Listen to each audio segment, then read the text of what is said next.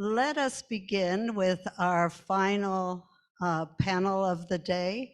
And I want to ask Debbie McInnes in Sydney to introduce our moderator, Samantha Radford. Thank you very much, Mandy. It's a pleasure to be here today. Samantha joined Basic Income Nova Scotia in 2021 with the hopes of learning more about how a basic income can transform our communities.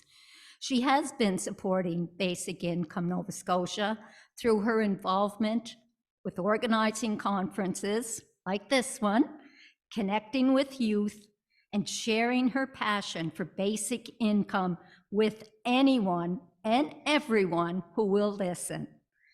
Samantha has a master's degree in community health and epidemiology and now works as an epidemiologist. Through her education and work, Samantha has gained a deep understanding of how social determinants of health impact the lives of people in our communities. Her understanding of the social determinants of health has developed a passion for ending poverty and creating happier and healthier communities. We are pleased to welcome Samantha Radford as the moderator of this panel. Thank you.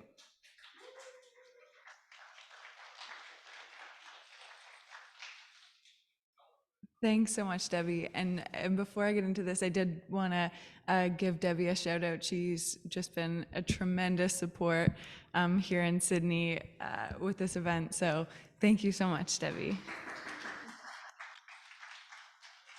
With our last panel today, we have a group of young adults who are very keen, and I just feel really lucky to be here to introduce them and to be having this conversation with them today. So I'm going to introduce everyone, and then they'll all have the opportunity to speak for a few minutes, and then we'll get into a bit of a conversation. So I think their bios are going to come up on the screen, so I am going to say them in order, but one of them isn't here, couldn't make it last minute, but I'm still going to introduce her and read her bio, just because I do want to recognize Rhiannon, and she did really want to be here, and I know she supports basic income, and so I still want to recognize her.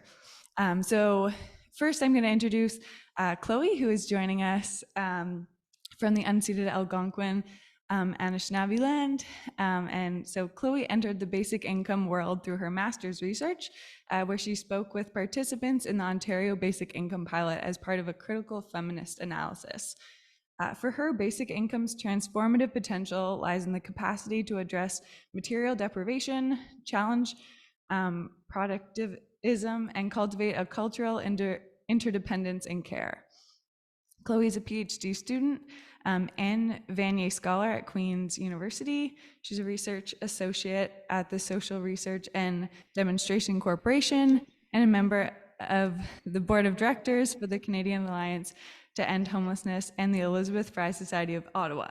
She holds a master's degree in gender studies and social policy and development. So we're very pleased to have Chloe joining us today. And then next we have Jennifer Boone, who is sitting in Halifax today. And Jennifer is a graduate student and research assistant at Dalhousie University, where she's completing her master's in health promotion. She's passionate about poverty reduction, gender equality, and social justice. And her thesis focuses on the experiences of women with disabilities on social assistance and the potential impacts of a basic income. And then Rhiannon Makohanyik, who is not here today, works with the Rainbow Refugee Association of Nova Scotia, and Rhiannon is a white Canadian-born settler and a queer trans woman. She leads with her heart and works from an empowerment and social justice framework. Rhiannon is a passionate Rhiannon is passionate about creating safer and more welcoming communities for the Two-Spirit LGBTQIA plus newcomers. In her role as executive director, she is committed to advocating for better supports for LGBTQI plus refugees within the settlement sector, and to building capacity for LGBTQI plus refugee sponsorship and support across Nova Scotia and the Atlantic. Rhiannon received a Bachelor of Arts as well as a Bachelor of Social Work from Dalhousie University. She has 5 years of experience with the newcomer sector, and she comes with the depth of knowledge and experience working with the Two-Spirit LGBTQI plus community. In her spare time, Rhiannon loves to listen to the ocean, swing in it year-round, playing video games to relax and de-stress, and going to brunch with friends and chosen family. And again, sorry that we're missing Rhiannon today, but also want to thank her for her contribution to this community. And then last but certainly not least, we have Min, who is also sitting in Halifax today. And Min is originally from China and moved to Canada 10 years ago as an international student. She has a background in nutrition, and since early 2022 obtained her license as a dietitian. She has had the fortune to work as a program coordinator, at the Loaded Ladle. And for those of you who don't know, the Loaded Ladle is a soup kitchen at Dalhousie University, and provides services to address food insecurity, food sovereignty, and food justice, especially in the youth-focused communities. So Min recently joined Feed Nova Scotia as a community engagement specialist, and now her role is to work with communities to explore long-term solutions and innovative opportunities to address food insecurity and other issues in our food system. So what a fantastic group we have here today, and I'm just really excited to hear what they have to say. So Chloe, I will let you go first, and about 5 minutes, but no real stress on time.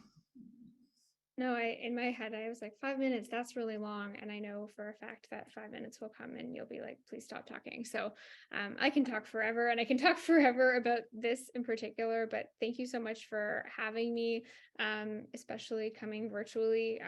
Timing wise, I was in Truro last week, and I missed being in Nova Scotia by a week, and it would have been awesome to be there in person. So I'm very grateful for accommodating me coming from across the country. But as was mentioned, my name's Chloe. My pronouns are she, her. I'm based in Ottawa, which is the unceded, unsurrendered territory of the Algonquin Anishinaabe people. And when it comes to basic income, at this point, I think sort of basic income has infiltrated pretty much every part of my life. It sort of touches everything that I do and have done for the past several years. I'll start just by sort of saying how I came to basic income before letting you know what that looks like today, just because I think it's important and sort of illuminates a little bit where I'm coming to this from. But I kind of had an idea about what basic income was, as I think many young people do, and I was finding it intriguing, as again I think many young people do. I started a master's degree in gender studies in the UK in 2018, and about a month before I was supposed to start that program was when the cancellation of the Ontario Basic Income pilot was announced. For those who don't know, that was a pilot that had been initiated by the previous provincial Liberal government here in Ontario, and when there was an election and it switched over to the current Ford progressive conservative government, who had promised that they were not going to cancel this pilot, which was giving a basic income to about 4,000 people in the province. One of the things that they did quite quickly after they were elected was, in fact, prematurely cancel the pilot project. which was not perfect by any means, but I was angry not necessarily because I was in favor of basic income, but because the cancellation felt very unjust in many ways, because it was early and people had made plans about how they were going to spend that money and all of those things, but also because it was a huge loss of data, and there's a whole like host of other issues and questions around that, but that would take me way over time. So I had went into that program with a very different proposal, and then ended up going to my supervisor and changing everything and saying, actually, I would like to go back home and chat with some people who had been receiving money as part of that pilot, and kind of, yeah, do a bit of a feminist spin on that. So did not really know what to expect, but went back and chatted with almost 30 people who had been receiving money as part of the pilot. Went into it, again, not really with particularly strong feelings either way about basic income, and heard from literally every single person about how receiving a little bit more money, in some cases a lot more money, that had fewer conditions attached in a way that felt much more humane and less stigmatizing and degrading, like absolutely fundamentally changed their lives.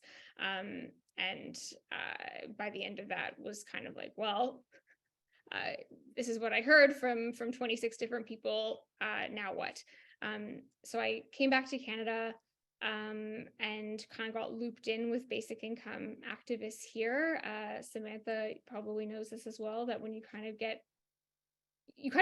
express interest in basic income to someone, and then they'll be like, would you like to be in this group and run this thing and meet these people? And I had the privilege of meeting people who did that to me, and was connected with some other young folks who were sort of just in the early stages of thinking about youth engagement within the basic income movement. And sort of long story short, three and a half, it's actually our third birthday today, I think. I'm now the co-chair and co-founder of the Basic Income Canada Youth Network, alongside my better half, Kendall David, who might be watching virtually. I'm not 100% sure, but basically we are a grassroots national network of young people who support basic income through a progressive social justice lens, and try to do what we can to connect with policymakers about that, raise awareness, and do webinars like this one, and all of those types of things. So that's been a really meaningful thing over the past 3 years.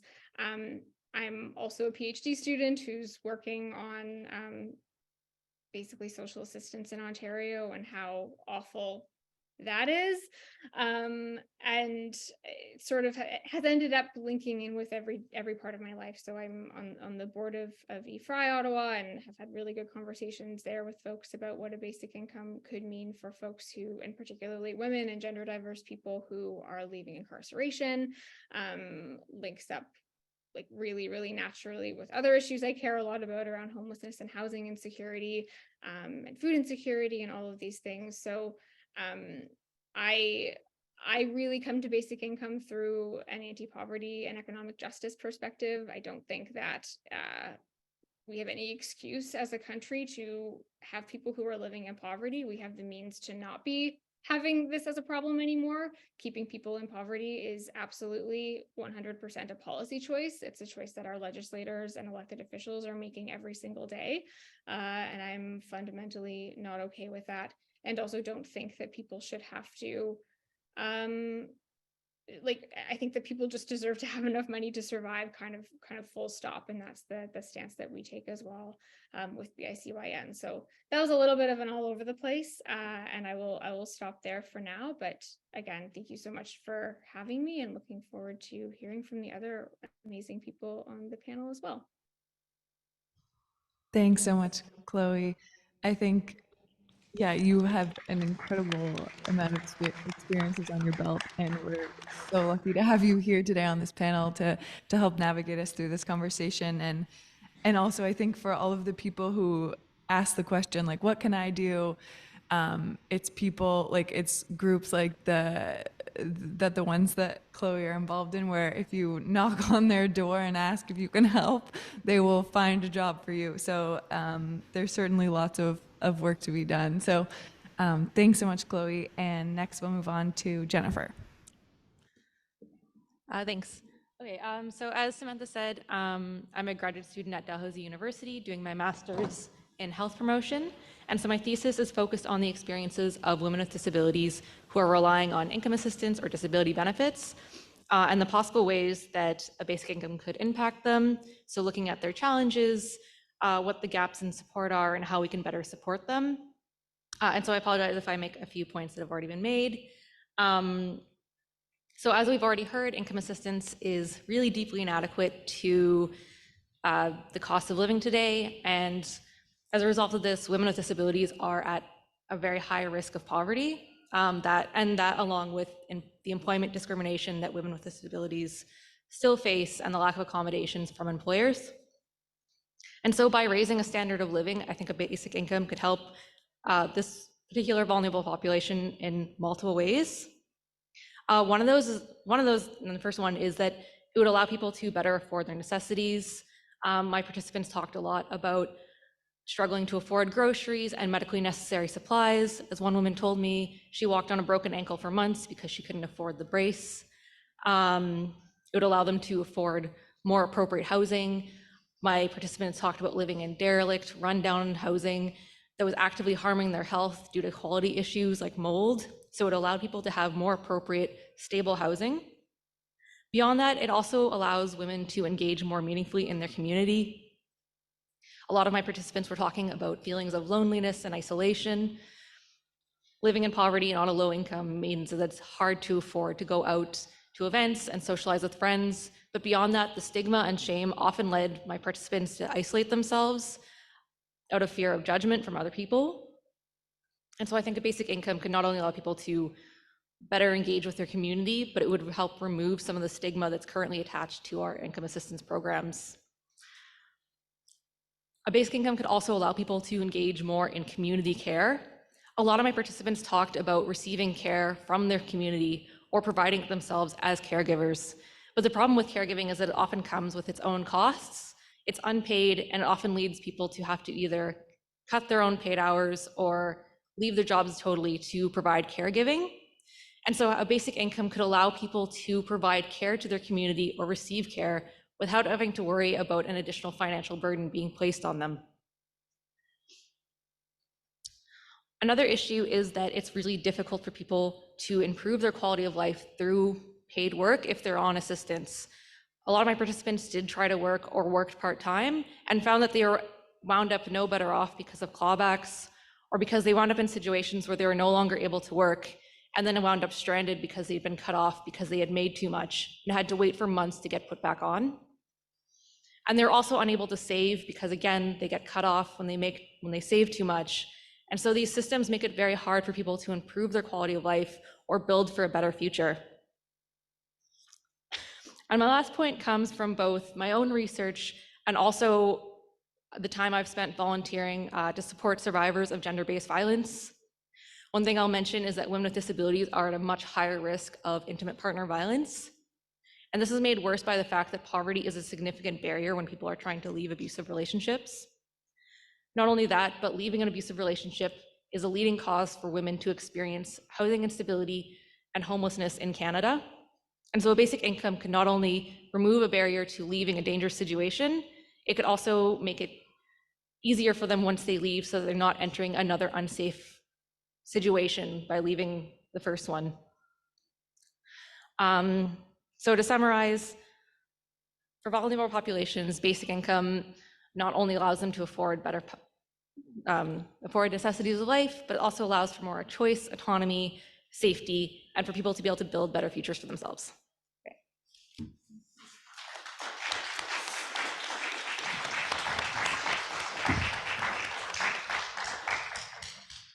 Thanks so much, Jennifer.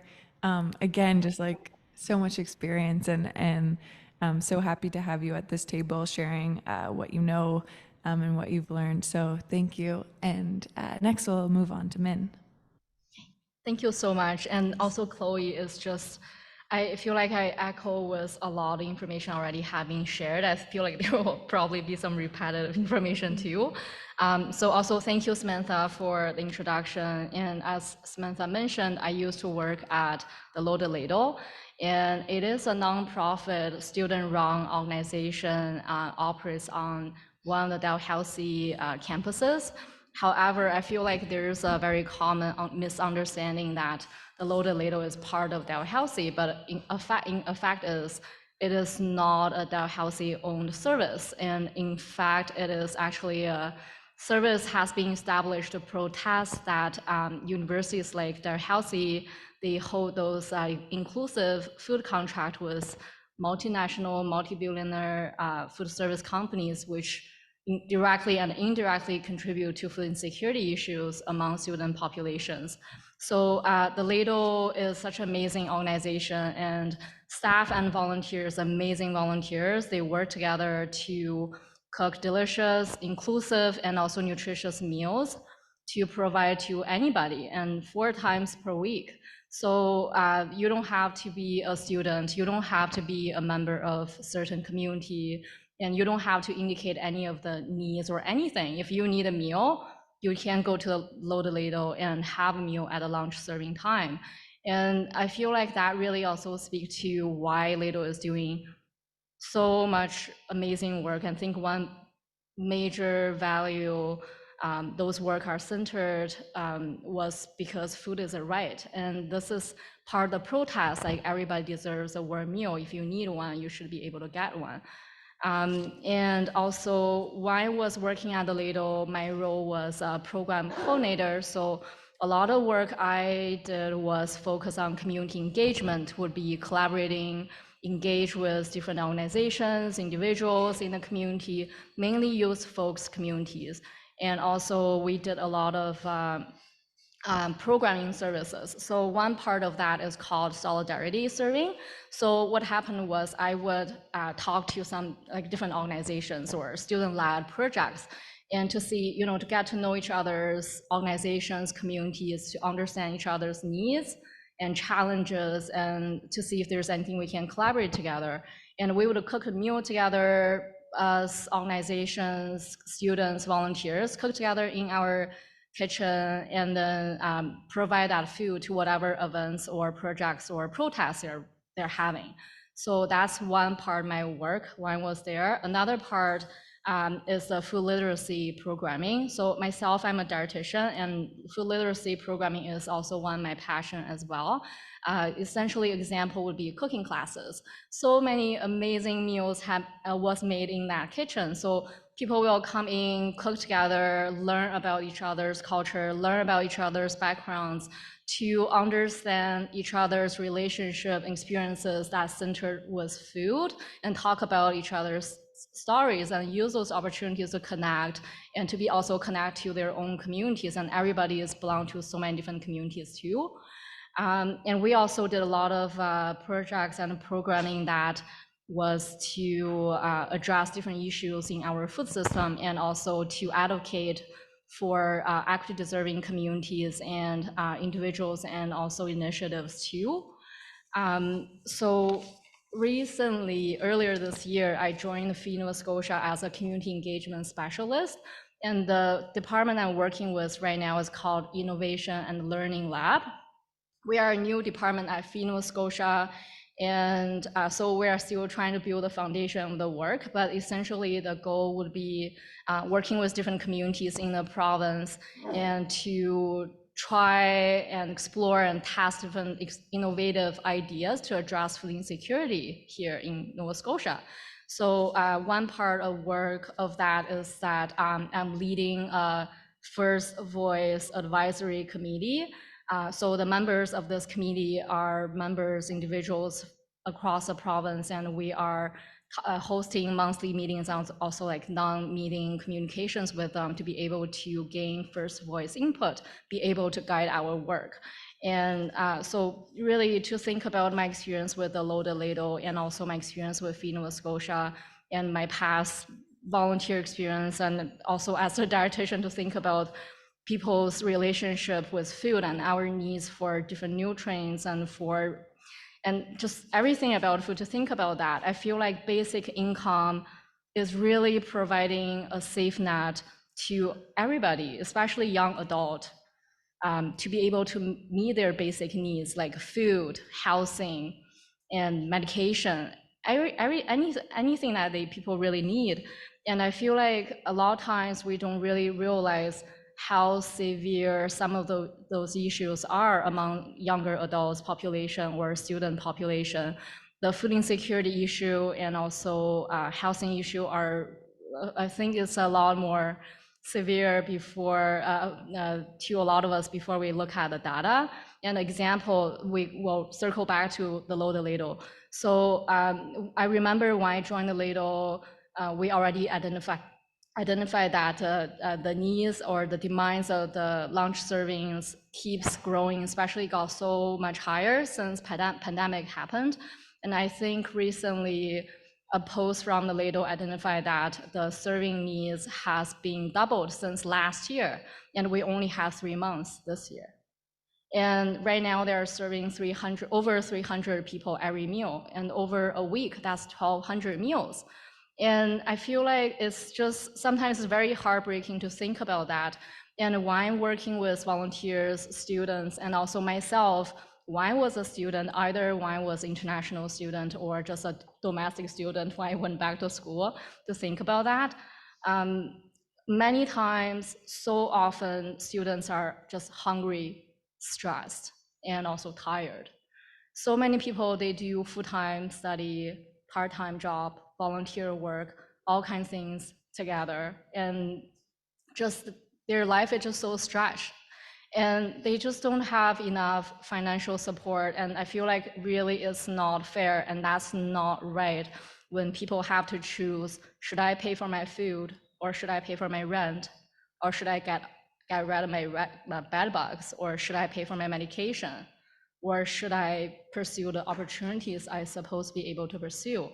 And it's such a sad situation many times, and breaks me heart when I hear people tell me that, for example, a lot of practicum and also internships at universities are full-time unpaid jobs. So but they're just not paid. Like, people want to be able to do that if they can't have a part-time job to support their income to buy their groceries. But the fact is, when you are doing those full-time jobs, you also have to go back home at the end of the day and do your schoolwork, and to be able to make sure that you're competitive compared to your peers. It breaks me heart when people come to me and said, I don't think I'm going to apply for that internship because I want to be able to have food when I do it. And university should take huge responsibilities on that too. And I kind of want to circle back to the inclusive contract they have with those food service companies too. How many people know the profit, so much profit those companies are making, at the same time universities are making those profit too? And people don't have proper access to food, and they're contributing to it. Who's holding the universities accountable? And I feel like basic income will really be able to help students to take away some of those worries while meeting their needs, and have a better future because they are able to focus on their study and don't need to worry about, how to live in a house that is cheap but have bed bugs.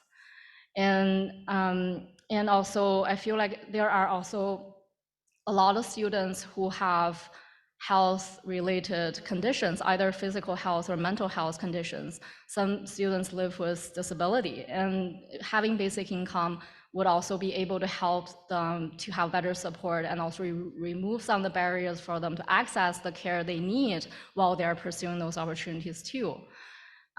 So I think that's everything I hope to share right now. I'm really looking forward to the questions.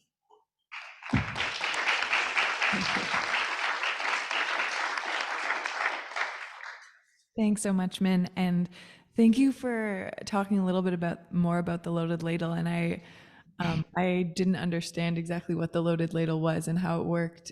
So that's really great. It's even better than I thought it was. So thank you for sharing that. And I think I'll start by asking a question, and then we can maybe move to the audiences next for questions. So Min started talking at the end there a bit more about university students and really how basic income could impact that community. I'm wondering if the other panelists or Min want to expand more on how basic income could impact the lives of young adults, and that could be university students or otherwise. Yeah, I can take that one. Yeah, I think for young people, like having a basic income could really help to make education more accessible. If they don't have to choose between supporting themselves or going to school, it's not always feasible to be working and in school. I'm thinking of like one young woman I was talking to who really, she kept working as her health conditions were worsening, and she was also in school, and really ended up like running her health into the ground because she was working, doing school, and also living with these chronic conditions. And I think a basic income can really help for people who have other conditions and are trying to go to school to be able to balance those things better. And yeah. Yeah, absolutely. I totally agree. I feel like I mentioned a few things already, and I kind of want to share more thoughts on two parts. The first one is I want to talk a little bit about relationship with food. Like every single one of us have relationship with food, and I feel like when I think about when it comes to, for example, a young adult or a student, their situation, a few things I have noticed quite a bit, like skipping meals because people don't have time to eat, or their classes just have been arranged in a ridiculous way by the university and they don't have time to eat, or because they don't have a fridge to store their food. And or people do stress eating because they constantly living under so much stress. And also I feel like younger people in the university, and also that part of their life, they are also really learning everything about life, and cooking is a huge part of that, and learning how to get your food and where your food is from, and also how to store your food, how do you feed yourself. And a lot of younger adults are also caregivers, are also parents, and how do you take care of your family, and also how do you connect with your community when food is involved, and when you are accessing support, why do you have to face those stigma? And food bank or even the Ladle, I feel like such low barrier, judgment-free service, but people still sometimes feel being judged or feeling not completely comfortable to access those services. And basic income really would be able to help to remove a lot of those worry, again, to think about removing worry, and have people to feel comfortable to access services and also connect with their communities, and have time and energy to think about, how this world should be like, and to be involved in their community. And I remember the first time I ordered a whole bunch of vegetables from local farms for our projects, and they look completely different from the food from Superstore. They're not shiny, they're not all same size, they look like all kinds of shape and color, and they're all fresh with dirt on it. That's how food is supposed to look like. And a lot of projects we do, we connect students with farmers, we connect them with local community gardens, and they would be able to have understanding of how the world's supposed to be like when we are talking about food. And I think basic income also gave people more room to be able to do those things as well. And another thing I'm hoping to discuss is really a comment I experienced some myself, and also heard quite a few times, either from when I was working with students or youth, or when I was working at Feed Nova Scotia. That comment is, poverty can change you. It shapes how you think about yourself. And I remember really heartbreaking comments about poverty makes me feel like I'm less than I am, makes me feel like I'm small, feel like I'm worthless. And this kind of comments makes me so heartbreaking. And I feel like younger adult, our future shouldn't feel that way. And basic income will be able to help them not feel that way and be able to pursue the opportunities they deserve. Yeah, Thank you. sorry, it's really hard to know where to jump in in this particular context. I would echo, yeah, everything, ditto everything that Jennifer and Min said, and I'll add a couple of points. But yeah, agree everything they said. Also, the other thing I would add would be housing. I think everybody's the like young people can't afford to buy a house, and like rent is going up, and young people, like all of this, I think we all know, but really do not think that we can emphasize enough like the housing crisis that we are experiencing in Canada across the country right now.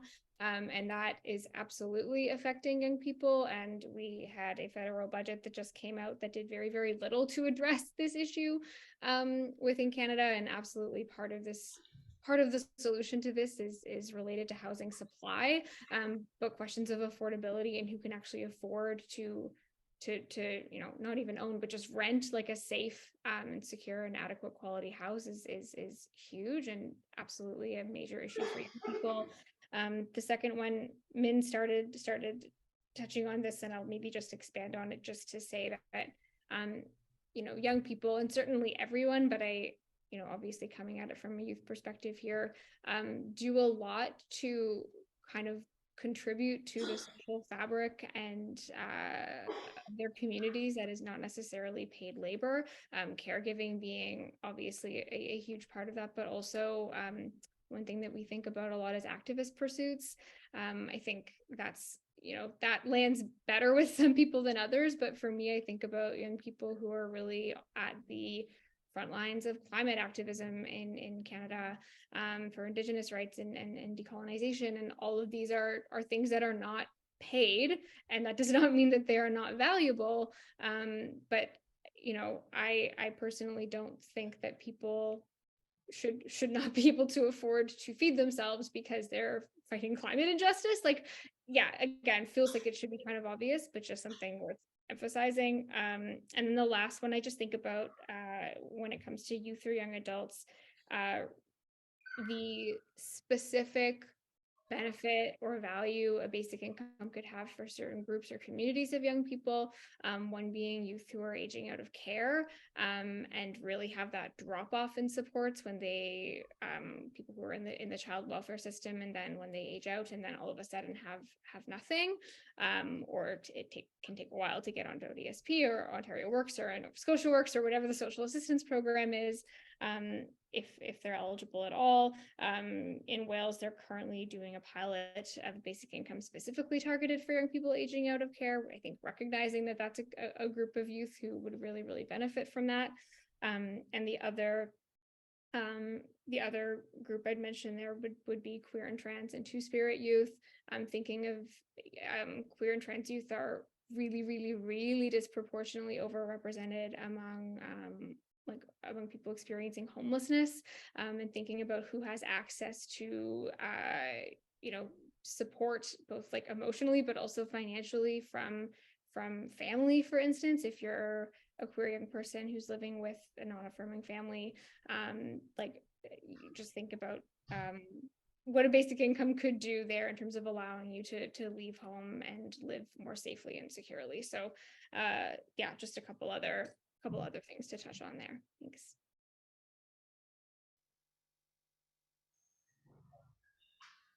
Thank you all so much for your responses. Now I want to move to all the audiences. So here in Sydney, in Halifax, and virtually, if there's any questions. Great. We've got a question at the back here.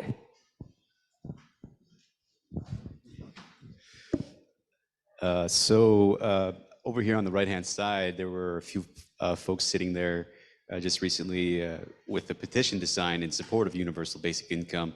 My suggestion to folks facilitating these petitions would be to try to implement them into public libraries across Canada, because I believe that, with the foot traffic, would gather plenty of support. My question to panelists would also be, do you believe it might be possible to facilitate these types of petitions within university settings, possibly Feed Nova Scotia? I know that Chloe, you there are with EFRI in Ontario. Is it possible, I'm wondering, to facilitate this petition in like get it out there in the most ways as possible? As again, like the more signatures that this proposed bill has, I think the more likely that we're likely to see this again. So I'm wondering what folks here, even in the audience, may be able to do to help, again, bring this to fruition. Thank you.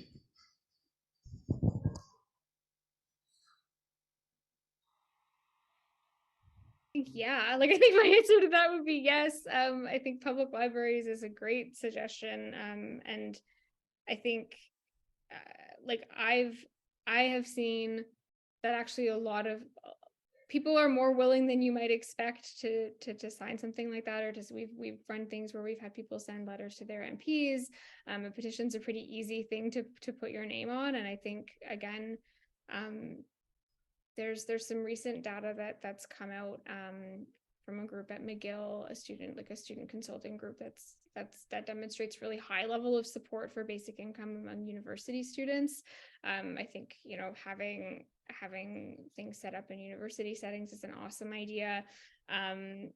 There's been quite a bit of support for basic income, like within the advocacy movement. If like there's some pretty big organizations that have signed on in support of a basic income, thinking of the Canadian Association for Social Workers, like several like YMCAs and YWCAs across the country. Like there's actually a lot of institutional support, but within organizations that their primary aim or objective isn't necessarily implementing a basic income or even poverty reduction, but it is a key part of what they do. So I think there's lots of opportunities there, and for people to be bringing things like that to, I don't know, to class with them or to church with them or to family dinners. Like I think that's an awesome step. But that's just my thought. Do you have anything to add? Yeah, I guess I think universities are a great place to get that support for basic income. I've found when I've talked to other students at Dal, I've noticed that in general people are really enthusiastic and supportive about it. So I think a really great way to like get more voices in support of that is to tap into that student activism and enthusiasm that you see at universities. Yeah, I agree. And but also I do feel like, excuse me, I do feel like a lot of times I keep seeing familiar faces when we are doing social events like this or talking about whatever, for example, food-related issues is more the area I work at. I feel like we keep seeing familiar faces, and people who are interested in those topics, they're always very how do I say that word? Very passionate about those topics, and they would show up, they would have their voice heard, they would communicate with others. But I do feel like there are a lot of students who learn more about basic income, and I feel like it should be done in many ways, not only just host like events like this at universities, but I do think that's an amazing way to do it. And I think profs should talk more about it. Universities should have more courses about it. Universities should encourage students to do more advocacy projects, and or at least like universities should support organizations who are already making changes and who are already providing amazing services like the Ladle more.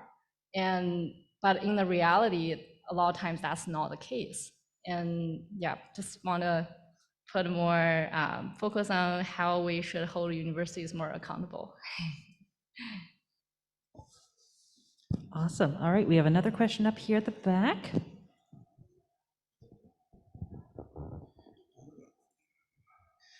I do not support basic income, but I support the loaded ladle. I was homeless for about over 10 years. And when loaded ladle started, they would come with a pot and they would give us food on the street. What the heck is all this business about basic income. This lady wants to grab the mic. She's telling me to keep respectful. Have I disrespected anybody? Why is she telling me to keep respectful? I'm just giving my opinion. If you don't want me to speak, then ask me to get away from the library. Okay, one more thing, two more things. Number two, if you look at the diversity of the people that are presenting this, there isn't diversity of opinion. This is a multicultural country. If we are going to bring about change, we need to have diverse opinion. That's why the lady there, the person there that's talking about ladle has very refreshing ideas. Last point is the connection between food and homelessness and housing. The basic income is only going to increase the problem. It's like a Band-Aid solution. So what can we do about that? It's going to empower the banks, and then the privileged that already have skills to use the money that's going to be given to them are the ones that are going to benefit. Look at now, we had a one-time payment for rent subsidy or something. How many people have been able to use that to improve their lives? Look at the Aboriginal people. We give them monthly payment. How many people benefit from that? See, this lady standing here is getting uncomfortable, so I'll give back the mic to her. She don't want her call cops on me and all. Am I going? Thank you for your comments. I think you're right. I think we do need to make sure that we're talking to everyone in the community, and we appreciate you coming and voicing your opinion here. Does anyone on the panel have any comments? If not, we can move to the next question. I have a little bit comments. I definitely agree that first voice and people with lived experience should guide any sort of service design, program design. And I feel like, unfortunately, that is missing on so many levels and everywhere. And we should definitely hear more voice from people who are immediately or directly impacted by those services and designs. And I also feel like how to design a service or provide a support, a huge part of that is to think about how do you do it to avoid causing further harm? How do you to avoid creating new stigma? And I feel like I'm not an expert on basic income. I think I'm invited here today is because I worked with youth and also food insecurity. And also I do personally really believe basic income would be able to help a lot of people. But I just feel like in general for service design, you really need to try to consider how to aim for that long-term system change. And one example I want to share is I work at Nova Scotia, and we are going to try a lot of different projects and ideas.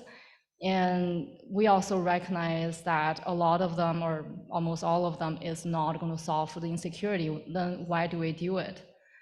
And I feel like one big part of the reason is that you just somehow have to be able to keep trying new things and keep learning.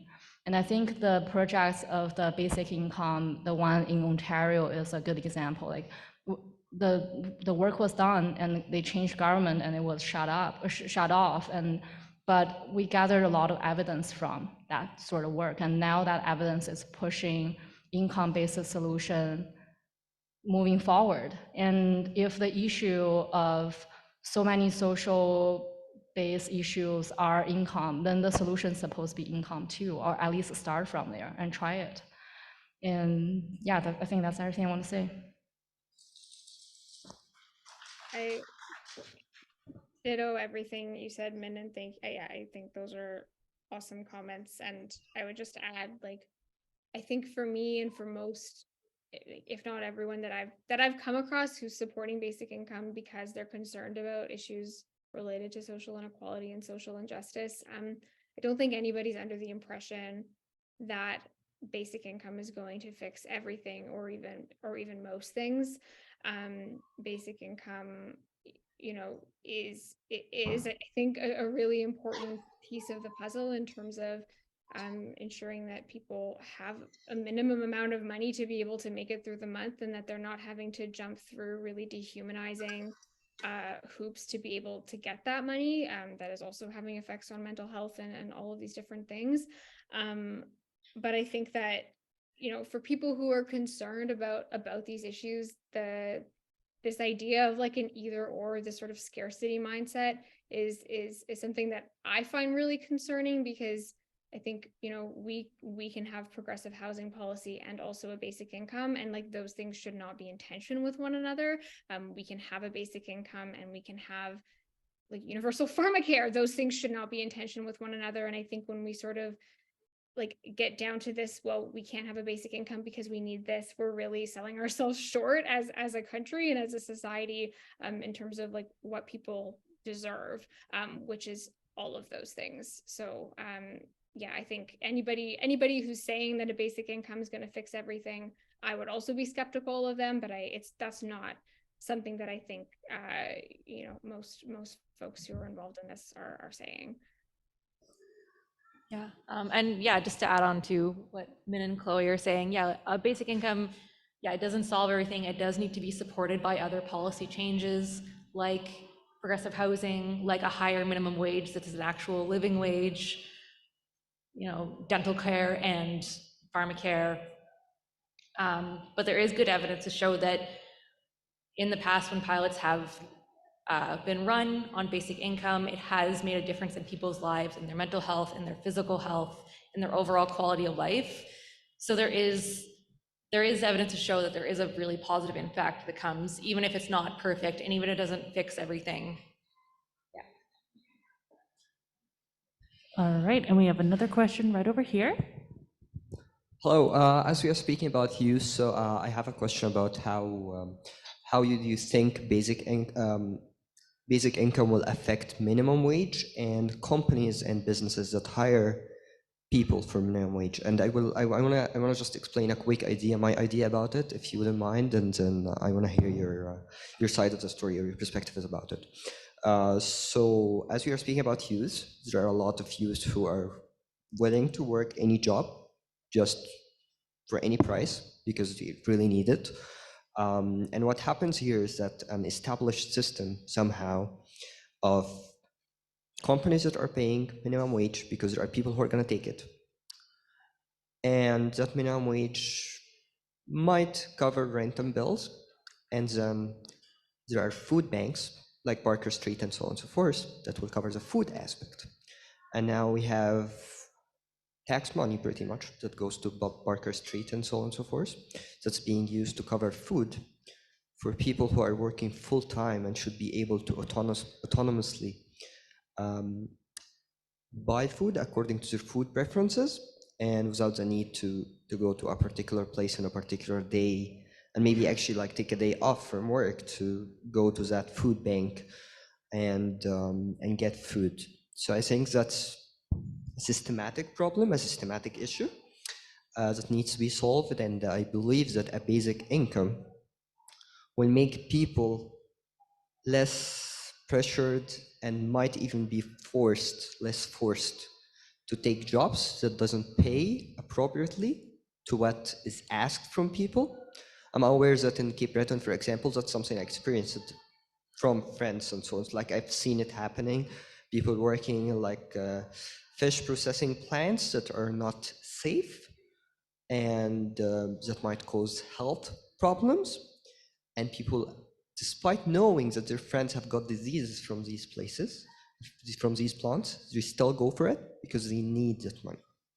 So I kind of feel that if a basic income is there, people will, there will be less people willing to take or forced to take these conditions and these wages for particular that are not appropriate to the job, what the job asks for, and thus these industries and these companies that are hiring for that minimum wage will be forced pretty much, or like will have to pay appropriately. So I kind of feel that it will benefit both the students from one side, that they are secure about their basic needs, which have been like a part of like since the UN started, like they decided that shelter and food are like human rights. So I believe that, yeah, basic income will make students more secure about that aspect of their lives. And on the other hand, it will improve the whole field of like people having like working in frontline jobs and so on and so forth, because those hiring frontline jobs, they need people to do that, to make their big profit, because you make nothing if they don't have these people. And if they can't find people willing to accept these low standards, they will have to increase their standard of work. You'll have to increase the price they are paying, and I think that will benefit everybody, but for 1% of the population.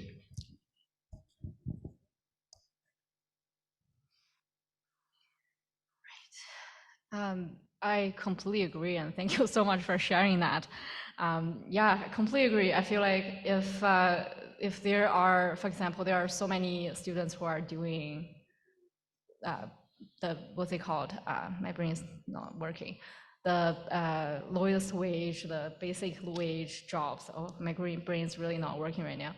But I feel like, yes, if people have proper financial support, like basic income, they can definitely say no to those job environment, not only just jobs, and also the culture at work too. If you are in like abusive job, environment, work culture, but you really need that income you can't get away from. Sometimes very similar to like abusive relationship, either it's a romantic relationship or unfortunately with your family a lot of times, and you can't get away from those relationships, and with basic income or some sort of income-based solution, you would have more power to be able to do that. You would be able to have the power to say no. Yeah, I agree. Thank you. Yeah, I think that, yeah, you make a really good point, and so do you, Min. I think there's a lot of employers who get away with really not treating their employees very well, of keeping them at just the right amount of hours so they don't have to pay them benefits. And I think having something like a basic income where people could fall back on that as a safety net might force these employers to actually work a little harder to treat their employees well so that they'll retain them. And I know friends who put up with discriminatory and harassing work environments because they need the job and they can't just quit and go somewhere else. And so having something like a basic income can provide that safety net so they don't have to put up with, like abusive workplaces just to pay their rent. Yeah. Agree with everything that's been said. Min sort of ad-libbed. There's a quote from one of like the really big feminist pieces of literature about basic income that talks about like the power to say no to boyfriends, bureaucrats, and bosses, I think. Like the 3 Bs of saying no. But I think the one thing that comes up here for me is that, and just sort of like the caveat evidence piece, is that where there's been evidence or research about sort of the relationship between receipt of basic income, or just receipt of income support in general, and labor supply, there's actually like a pretty like reliable body of evidence to suggest that when you give people a basic income or a basic income type or like benefit, there's actually not dramatic reductions in labor supply. People are not leaving the labor market in droves. So I think when there are concerns about like, well, what about working, it's not really a concern that's actually borne out by the data.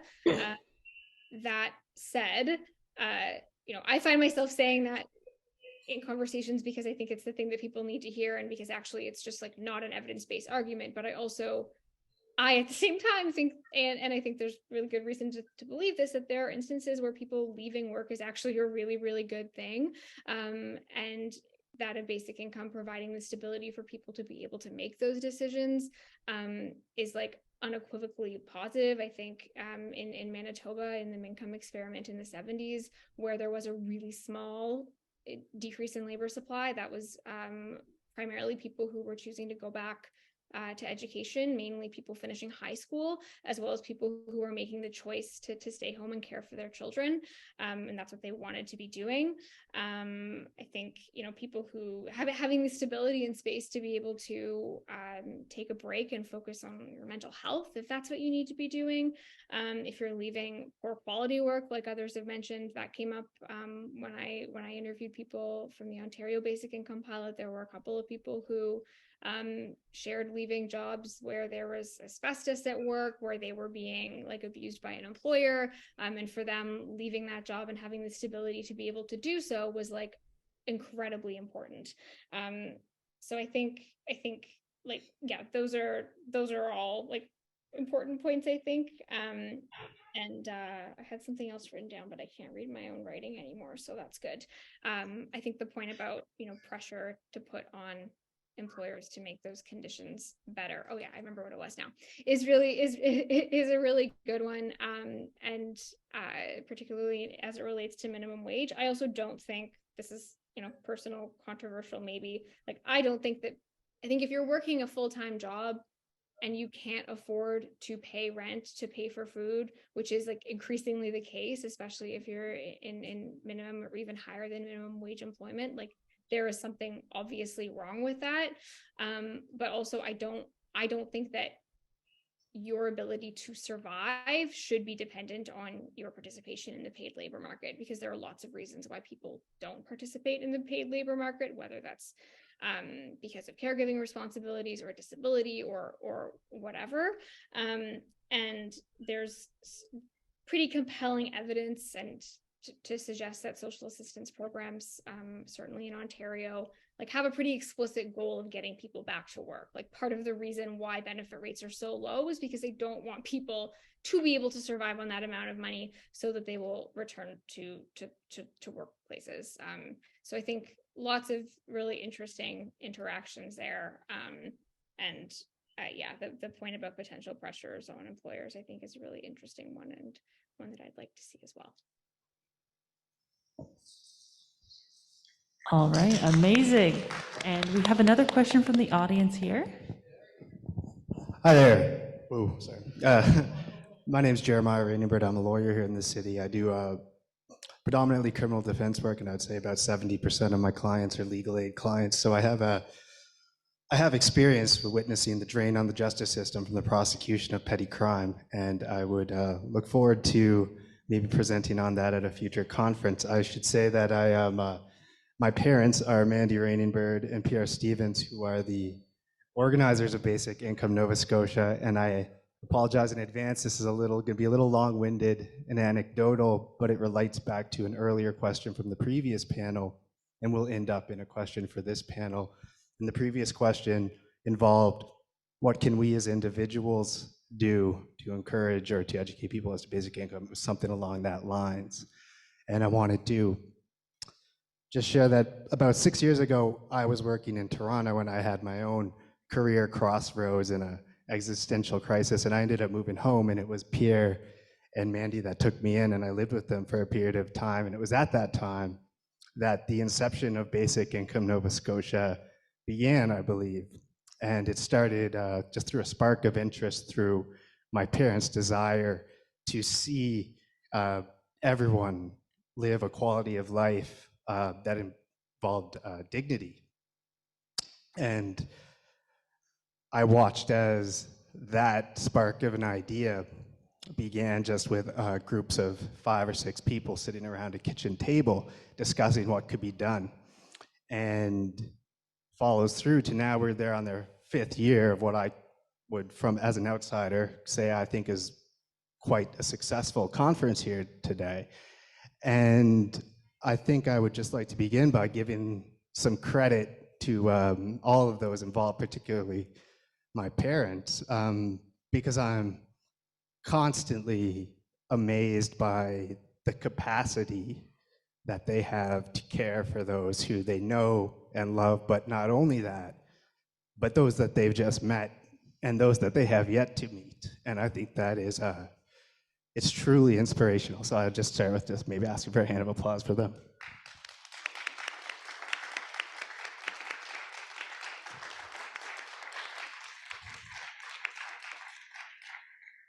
And so, to bring it back then to the question from previous, everyone here in this panel is involved in organizations that are doing quite amazing work. And I thought maybe you could just touch on what steps led you, where did that spark of an idea come from? And what was the first step and the second step and that led you to where you are now? Because it's hard sometimes, I think, for people who are at the very beginning, who have that spark of idea and that desire to make change, to see something of this nature and see something that is evolved and is already organized and wonder, well, how can I get there? Because that relates back to the question, is what can we as individuals do? But we are all individuals, and you are all individuals who have now created something extraordinary. So perhaps you could maybe just touch on that a little bit. Sure. Yeah, I mean, I think for me, my research and my thesis idea, it really did just start with conversations. It started with talking to people in my life who had a disability or had experience with income assistance and hearing their stories like over and over again and seeing just like the inadequacy of our systems and the inadequacy of the supports that we offer to people. And then really just wanting to take those stories and do something with it really just turned into me, you know, when I started my master's, trying to figure out how I could turn that into like an actual research topic. It took a lot of conversations with my thesis supervisor. Yeah, I guess it really did just start with conversations in my own life that then turned into a passion. So yeah, just I guess keep talking to people. Thank you. Well, I was a bit surprised when I was invited for being part of this panel because I don't really think myself as an expert on basic income or a lot of things we're talking about today. I was really simply just sitting here to share what I learned when I was doing those jobs. And I feel like as an immigrant, that was a very long and windy way for me to get into community work or some sort of food-related work, become a dietitian. I did not picture myself to be here or be doing what I'm doing right now 10 years ago when I came to Canada. And my whole 20s was just trying to figure out what exactly I want to do. And I figured I love food, I love eating, I'm gonna do something to do with food. And I went back to school because it was really difficult to be an immigrant trying to figure out a world almost completely different from the one you are familiar with, have trouble to speak English, to communicate with people easily. And it was really difficult. I was in Ontario for probably 3 or 4 years, tried all kinds of jobs and lived in poverty and had food insecurity experiences. And at the end, when I got my permanent residence, I figured I need to go back to school again because just with my status, even I had like a master's degree in nutrition at that time, I was not able to have a job that will help me to understand myself and understand what kind of profession I can pursue. And so I went back to school, tried to become a dietitian. And it was a very long, hard road because it was a really competitive program, but I learned so much through that journey. And food work or social justice work, how it's like in the community is a huge part of that. I think just when I was learning that, I got a lot of interest in different things, and I was really lucky to be able to work at the Ladle after I graduated and also be able to do my internship at a few different settings. One of them is Halifax Public Library, actually, and actually be able to work with the public directly and also work at the Nova Scotia right now for food insecurity just because that accumulated learning. So I feel like everybody's unique and everybody's trying to figure out what they want to do and what they are passionate about. I'm just really appreciate everybody's here to chat about all of those things today. And I don't really think I'm special. I don't really think I'm expert again. I'm just feel like we are all just keep learning. I think for me, I talked a little bit about like the spark maybe when I during the introduction, but I think that like sparked that initial interest in you know, whatever, whether it's poverty or the inadequacy of social assistance or food insecurity or whatever. I think that that initial spark can become disillusionment and sadness and frustration very quickly and very easily if it's not sort of nurtured under the right conditions, because we're living in a pretty sad and unequal world. So not to be a downer, but that is the reality. For me, I think I felt a deep sense of responsibility, and I don't think that anything I've done would have been sustainable. Actually, I quite confidently can say nothing. My involvement in this space would absolutely not have been sustainable if not for being connected with other people who care really, really deeply about these issues in the same way I do, and that share some of these ideas and values.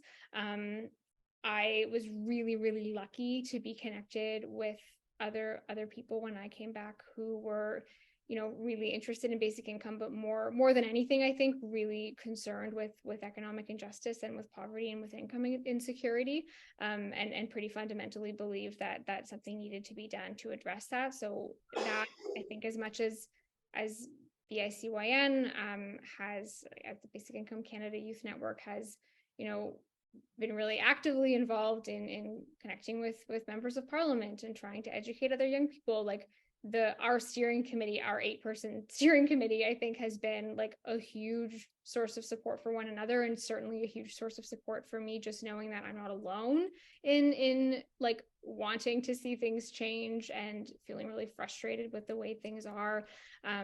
We like, and again, personally, and as well, I think I can speak for other people in our group, having the chance to connect with people like Mandy and Pierre, and with Barb and Tony, who I think are on the call right now, and other people who are in the movement and also outside of the movement, for sort of that relationship and that mentorship has been like so fundamental and so sustaining, because yeah,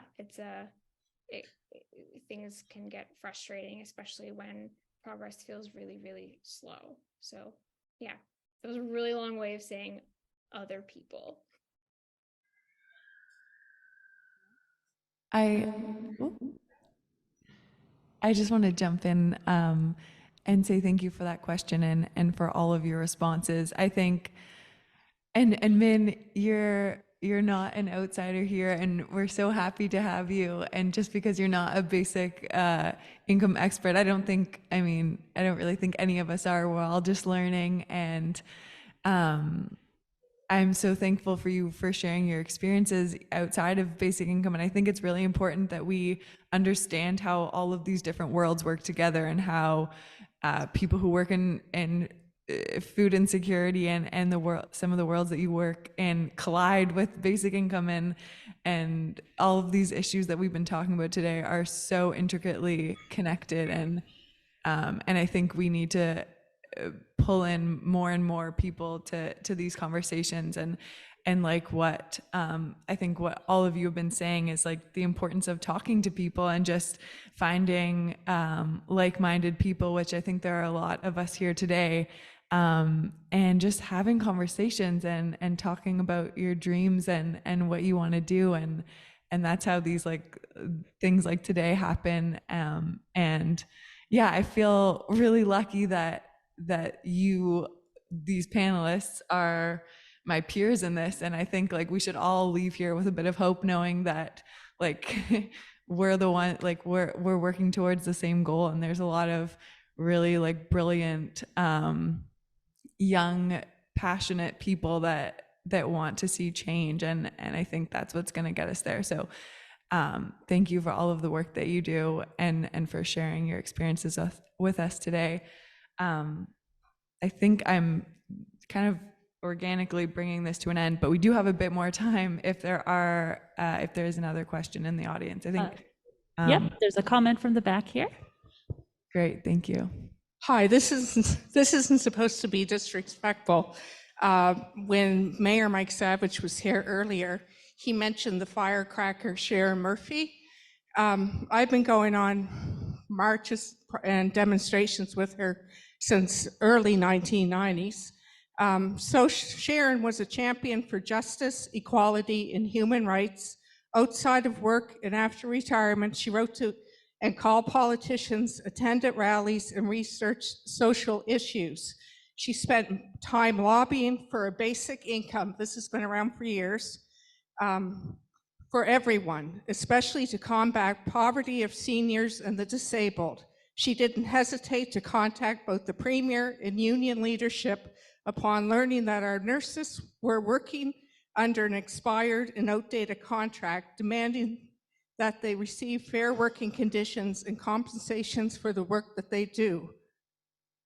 I just wanted to just emphasize that people have been promoting basic income for years. It wasn't something that just started a few years ago.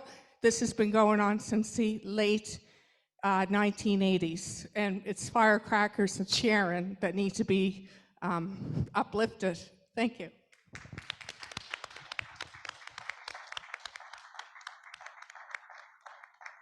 Thank you for bringing that up and for reminding us of that. I think that I think the people here in this panel are really happy to be able to continue that work, and so thankful for people like Sharon who got us to where we are today and allow us to continue to do this work, and we're all working for the same goal. So thank you to Sharon, and thank you for bringing her up again. Any other comments or questions in the crowd? I think that's a pretty organic end to the session. Because there's no more questions, I don't think. I think then I'll just say one final thank you to this panel. Thank you all so much for sharing and for being here today. It's been a pleasure to share the screen with you, and I look forward to connecting with you soon. And quickly, just one more thing before I pass it off, I think, to Mandy, who was going to introduce Jen. I just wanted to thank all of the tech people that it felt a bit ambitious pulling off a multi-site plus virtual conference with the resources that we have, but it's gone very smoothly. So thank you to Owen and Elliot and Natasha and Ben for your hard work at the AV stuff. It's gone just like swimmingly.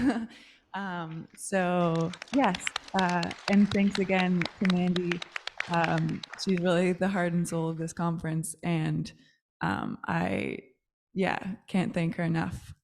So that's it. That's all for me. Thanks so much.